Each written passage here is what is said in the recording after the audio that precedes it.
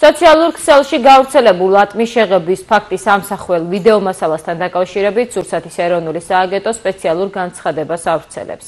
მათი განმარტებით ეს ფაქტი სურსათის მიზანმიმართული დაბინძურება და მყისიერ რეაგირებას მოითხოვს. საქმეზე გამოძიებაც დაიწყო. სურსათის ეროვნული სააგენტო სამომხმარებლო ბაზარზე განთავსებულ ხილსა და ბოსტნეულს მუდმივად ამოწმებს, მათ შორის პესტიციდებზე, მძიმე მეტალებსა და რადიონუკლიდებზე.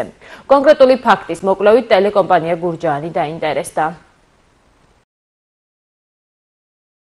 ეს შეღებილი ატამი ჯერ ერთი არსად არ წასულა რეალიზაციაზე.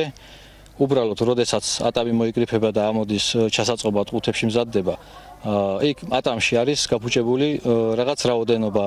ზოგს პატარა ნაკბენი აქვს წერისგან, ლპება, ეტყობა ფრჩხილის ხელავე, ლპება.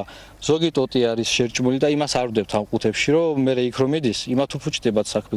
რატომ უნდა გავყიდო ცუდი, როცა კარგი ამდენი არის გასაყიდი და ბევრიც არ გამოდის. ერთ მანქანაზე სადღაც ერთი სეტკა გამოვიდეს, ორი სეტკა გამოვიდეს, იმას ესე ვყრით ხოლმე და ამ გადასაყრელ ატამზე რატომღაც ცუდად დაგვარტყა თავში და ცუდი ხუმრობა წამოვიდა რა და დავასხეთ პოლიმიზატორივით ეს რაღაცა და ესეთი რაღაცა გავაკეთეთ. მე ეს კი გადავდგით, არსად არ წასულა, მაგრამ საბოლოო ჯამში ცუდი ხუმრობა გამოვიდა და ხალხმა ეს ვერ მიიღო ხუმრობად რა.